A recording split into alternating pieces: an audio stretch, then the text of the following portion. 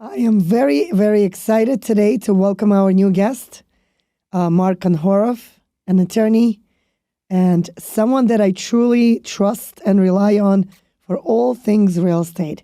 Mark, welcome to the studio today, and I am absolutely honored and excited to share our time mutually together at this beautiful studio and really share with our audience all your wisdom. Let's begin. First of all, Olga, thank you very much for having me. It's a pleasure to be on your podcast. I see some of the great things that you're putting in the content that you're producing, and I'm very happy to be a part of that.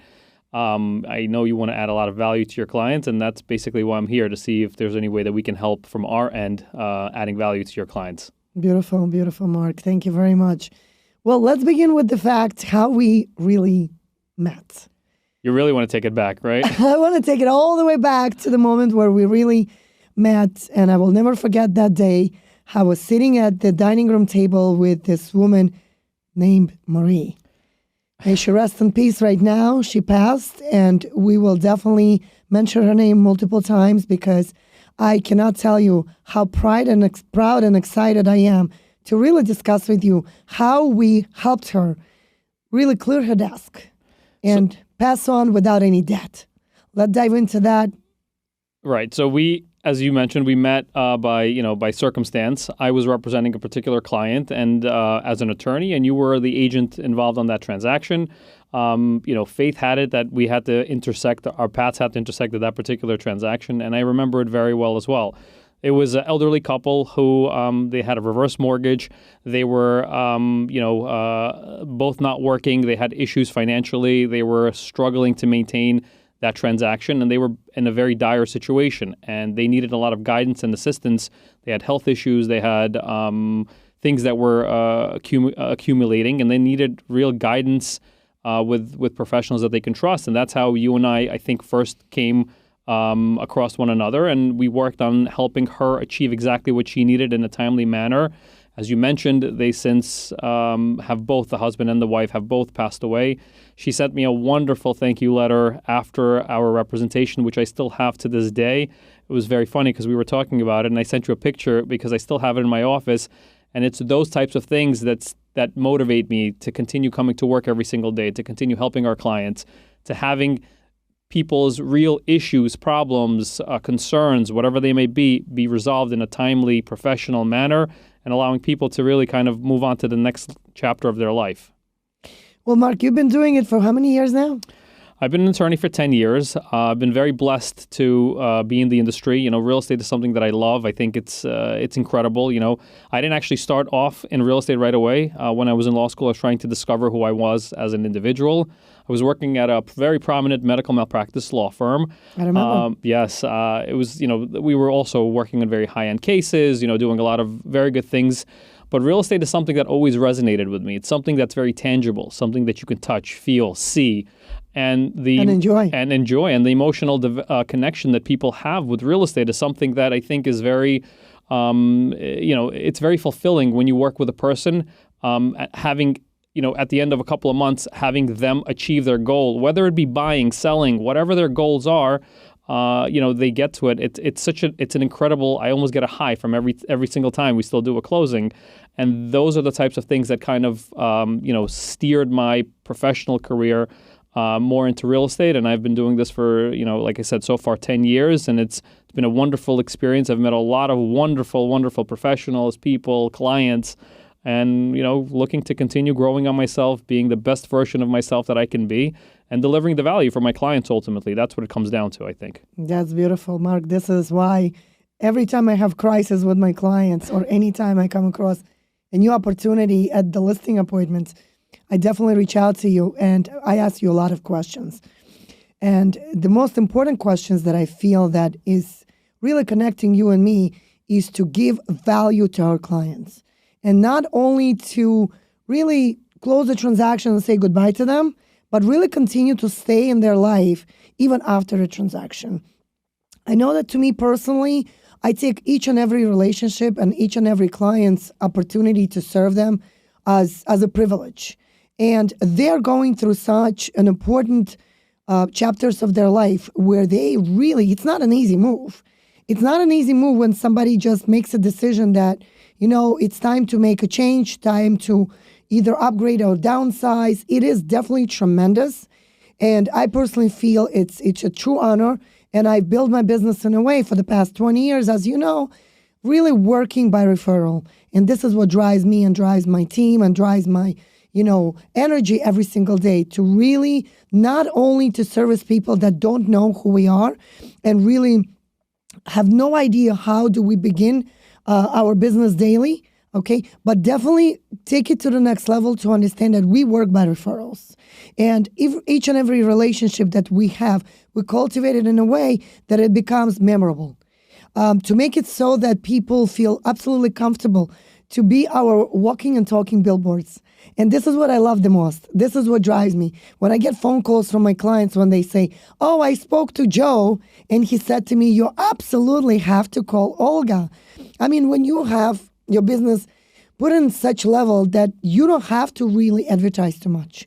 All you need to do is just create and give them memorable experience and really make them feel like they are the only client that you have. So that's what personally drives me. But on the next point that we need to discuss is, Mark, how do you generate business? What drives you every single day? How many people you have in your team? And really, how well do you serve your clients that they feel that they always have access to you? So I think you've asked multiple very good questions. I want to kind of take it one step at a time. First of all, I think every single professional in whatever industry that you're in, you have to be the best version of yourself possible. This means continuing to always improve your own skills, your own ability, because at the end of the day, like you said, there's many people that can potentially, draft a contract, that can potentially attend the closing. But what you want to do is you want to add value to that particular transaction, to that particular client. And adding value comes from multiple different places. Now, the beauty about our office and the things that we're able to offer, we've been on multiple, we represent buyers, we represent sellers, we represent multiple national lenders as bank attorneys. We represent co-op boards, we brokers, like you name it. Every single aspect of a real estate transaction, I've been there, I've done that, I've closed it, and I know what the other side is going to expect, is going to want, and I know how to prepare my clients in order to properly and effectively get around that. So I think that's the first thing with regards to being the best version of yourself to deliver value. With regards to how it is that we're able to sustain and obtain business, I think you kind of nailed it on the head. If you do good work, it permeates, it resonates. People become your talking billboards. Now, a lot of our work comes from repeat business. Now, the repeat business is we closed for someone and now their friend or relative, son, daughter, whatever is looking to buy. They refer that business because they've had a good experience. So ultimately, it comes down to us on every transactional basis, try to give the best service possible to your client, deliver value, and make sure you're someone who's approachable, someone that your clients can have a relationship with. I think personality is also super, super important because skill level is one thing, but if you can't connect with the person that you're working with, that becomes very difficult. You also mentioned another thing with regards to accessibility. I mean, there's a joke among real estate attorneys that there's two things that kill deals. It's time and it's attorneys, and we don't want to be the factor of any of those. We don't want to be the office that takes too long to do something or kills a deal for an unnecessary reason. I mean, obviously, everything has to be within the bounds of what our client ultimately wants. But being efficient, being effective, and adding value is ultimately what it is that we strive to do. Thank God, we have the opportunity right now. Our firm is continuously growing and continuously taking on new clients, new business. My team right now we have a banking department. We have a person that just heads that and is kind of coordinating all of that. Over the past couple of years, obviously, banking transactions, purchases, refinances have been, very, very busy. But even today, with interest rates rising and with there being uncertainty in the market, thank God, we're still active. There's still, brokers are still closing. People are still buying. It's not like the doomsday that everyone was kind of predicting or people were scared. The real estate market is still a healthy market. Yes, it's shifting. Prices are adjusting, but it's not crashing. It's not, things are coming back. Open houses, anecdotally, we talk to a lot of people. Open houses are again seeing a lot of activity. Again, there's people are bidding. It's just an adjustment. The inventory is still very tight. Household formation continues to happen. So I still genuinely believe and I see on a regular basis, anecdotally, January has been a pretty good month for our office, and I speak to other agents who would say the same thing. We've closed, tens of millions of dollars worth of deals just this month alone. Closings are happening. People are in the market. Yes, not everyone's in the market because interest rates have changed or shifted, but people are going to adjust. People are going to, do whatever is necessary, and life is going to continue. Absolutely. I couldn't agree with you more. Mark, actually, sometimes when I talk to my clients and I tell them, can you only imagine to what they, I will call it, whomever is behind it all, predicted? They probably thought that people will start panicking, prices will drop, interest rates will keep being high up, and that will give some sort of a shift in the marketplace. But interestingly enough, that's not what happens, right? We don't have inventory on the market enough to supply all the buyer's interest that's out there. Like, I'll be honest with you, I am down to almost none available homes for sale.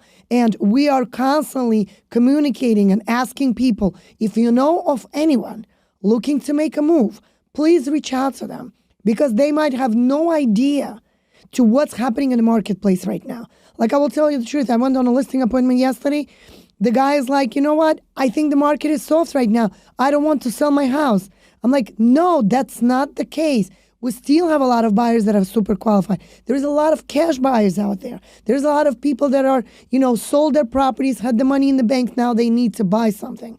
Interest rates do not always drive each and every one.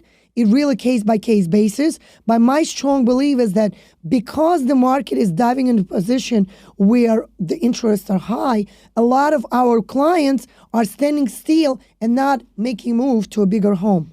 So that's what I feel is like shifting the market a little bit, where people are standing still. But keep in mind, the minute the rates start to go down a little bit, the minute the rates kind of like become a little bit more affordable, there will be a flood of opportunities out there. And do you really want to start being in competition with other homeowners? Or do you want to jump into the market right now where you're the only one?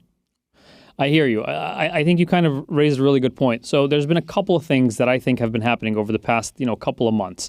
I think a part of it is cyclicality, right? The cycle, a lot of people, when rates were 2, 3, 4%, I think a lot of that pent-up demand during the pandemic, brought a lot of that inventory out of the market. People were active. There was price wars, bidding wars. Prices were, for houses substantially increased. Now what you have is a change, right? There's also this concept of, every time you turn on, any sense of media, it's always like interest rates are going up, people are getting, potentially layoffs, inflation, recession, so there's a lot of uncertainty in the market. At the end of the day, I think, and also, as you know, we're in winter right now, so there's always this seasonality concept. Now, we're kind of getting out of that. People are back in the market. There's a sense of certainty. Interest rates actually, as we're speaking right now, I think the Fed is meeting, and they're probably going to, come out and say interest rates went up another 0.25% or 50 basis points. But whatever it is, there's not a direct correlation between what the Fed does and what the interest rates are ultimately how they're affected. So there's plenty of banks, there's plenty of mortgage brokers, financial institutions who are still willing and lending to clients. So if you have a client who's actively looking to purchase, we can guide them. We can give them the guidance necessary in order to make that deal happen. And people shouldn't be scared. They should be looking at the inventory and the decisions that they're making, to buy a house. And you're absolutely right. They're not going to be in competition with 30, 40 other offers. People were waiving all types of contingencies, waiving due diligence, waiving mortgage, waiving inspections, just appraisals, just to have the opportunity to get into a transaction.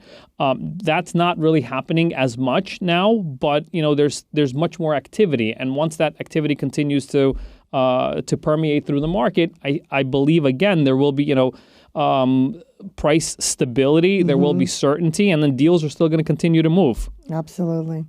Well, Mark, thank you very much. We touched upon a lot of important subjects, and I can't wait to meet you back here in the studio next time.